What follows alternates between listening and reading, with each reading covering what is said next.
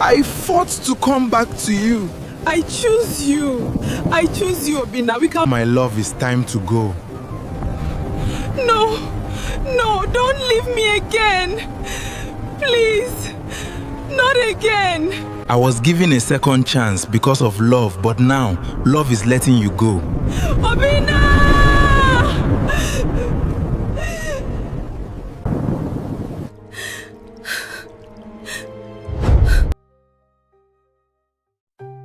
The day they buried Obinna, the sky refused to stay quiet. Rain fell like the heavens themselves were mourning him. Adora stood there, her black wrapper soaked, her twins clinging to her legs, too young to understand why their father was being lowered into the ground. Obinna, her husband, her best friend, gone just like that. No long illness, no warning, just one night, chest pain, and before dawn, he was gone.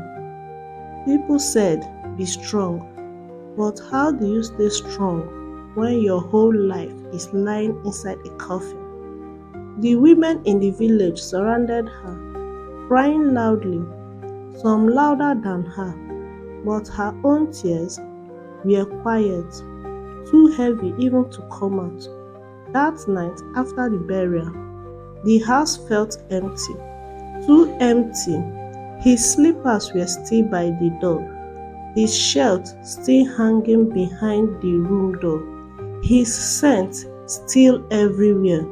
She sat on the bed, holding one of his shirts tightly, inhaling it like it could bring him back.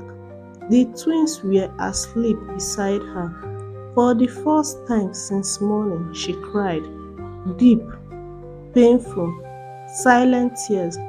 Obinna, why did you leave me? The silence that answered her was cruel. Days turned into weeks. Life became something she was just surviving. People stopped visiting. The sympathy reduced. Reality set in. She started going to the market again, carrying the twins on her back, one after the other. She had no choice. She was now both mother and father. But something strange started happening. Every night, exactly midnight, she would hear a soft knock, knock, knock, knock. At first, she thought it was her imagination. Grief does that to people. But one night, it came again, clearer, slower, closer. Knock, knock. Her heart began to race. Who would be knocking at this hour? She held her breath. The twins stared beside her. Then she heard it, a voice, low, familiar, impossible. Adora Nwa, open the door. Her blood ran cold because only her husband calls her like that. And the voice, that voice belonged to her husband, the man that was buried. She froze. Her heart pounded so loudly that she thought it would wake the entire village. Adora, it's me. The voice came again, soft, calm, like nothing had happened, like he wasn't supposed to be there. Her body refused to move. Every story she had heard about spirits, about the dead returning, rushed into her head. But then the twins started crying, and something broke inside her. What if it's really him? She slowly stood up, her leg trembling like they didn't belong to her. Step by step, she moved towards the door. Her hand hovered over the handle. She whispered, barely breathing, Obinna, open the door. That's all he said. She opened it, and there he was, standing right in front of her, alive, whole, no wounds, no scars, just the same man she married. Same eyes, same face, same calm presence. She staggered back, her head spinning. No, no, this is not possible. But he stepped towards her and held her, warm, solid, real. Adora, I'm here.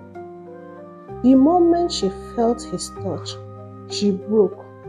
She screamed and hugged him tightly, crying uncontrollably. You died. We buried you. I watched them cover you with sand. He didn't answer immediately. He just held her tighter. I didn't die. Those 4 words changed everything. That night, he came inside, sat on the same chair, ate the same food, spoke gently to the twins like nothing had happened. But something was wrong, very wrong. Because even though he looked like her husband, there was a silence in him that she couldn't understand. And when he asked him where he had been, he simply answered, I couldn't come back earlier. Living with Obinna again felt like a dream she was afraid to wake up from. At first, she didn't question it too much. Love can blind you like that. She had her husband back, and that was enough, or so she thought. But the village, they noticed. How can a dead man return? They whispered. Some avoided the house, some just came to stare. Even her closest friend refused to step inside. Adora, that man is not your husband, her friend said.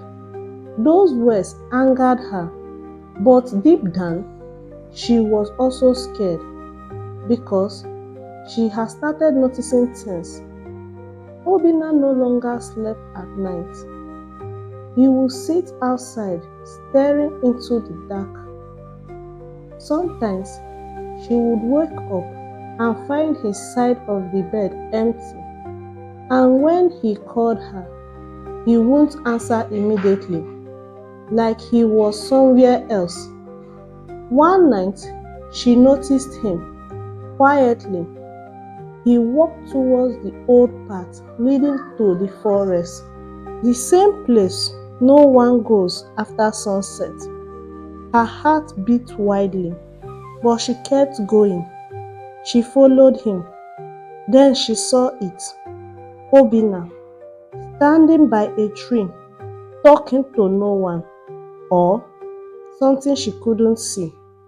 The air felt heavy, cold, wrong. Then she heard him say, I told you, I will not leave her. Her breath caught in her throat. Leave who? Leave for where? Suddenly he turned. His eyes met her, and that moment, she saw something she had never seen before. Not love, not warmth, but fear. Why did you follow me? He asked. And for the first time since he returned, she was afraid of her own husband. Go back home immediately, her husband commanded her. Adora ran back home with fear. She couldn't sleep that night. Question filled her head like noise she couldn't control. The next morning, she went to see the oldest woman in the village, Mama Nkem. If anyone knew the truth, it was her. She listened quietly as she spoke, and then she sighed deeply. What you brought into your house is not ordinary. Her heart dropped. But he's my husband, she argued. She shook her head slowly. Your husband died. What came back was allowed to return. Allowed? By who? Her eyes darkened. Not everything that gives freely. Her chest tightened. There is always a price. Her mind raced. Price? What price? Adora asked in fear. She looked straight into her eyes. Your children. The word stopped. No, no, that's not possible. But even as she spoke, fear gripped her into her bones because recently the twins had been falling sick, weak, restless at night, crying for no reason. Mama Nkem held her hands. If you want to save them, you must let him go. Tears filled her eyes immediately. How does she send her husband away again? Her voice softened by choosing the living over the dead. Mama Nkem replied. That night, she looked at Obinna differently, not just as a husband, but as something she might lose again, or worse, something that might take everything from her. She watched her children sleep, their small bodies rising and falling gently. In that moment, the choice became clear. Love or life. She chose her children. With tears in her eyes, she stepped outside. Obinna was there, waiting, like he already knew. You went to see her, he said quietly. She nodded her head. Silence stretched between them, painful, heavy. Is it true? She asked. Is there a price? He didn't deny it. Instead, he stepped closer. I didn't want to lose you, his voice cracked. And now, she might lose everything, he whispered. Tears rolled down her cheeks. I love you, Obinna, but I can't lose my children. For that moment, he said nothing. Then slowly he smiled, sad, gentle, accepting. I understand. The wind suddenly picked up. The air shifted. Something unseen was watching, waiting. Obinna held her face one last time. I was given a second chance because of love. His thumb wiped her tears. But now, I have to let you go. She shook her head, crying harder. No, please. But it was already happening. His body began to fade slowly, like smoke disappearing into the air.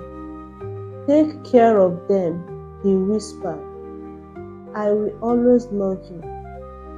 And just like that, he was gone. This time, forever. She fell to the ground, screaming, her heart breaking all over again. But inside the house, the twins slept peacefully for the first time in weeks. And in that moment, she knew she had lost her husband again. But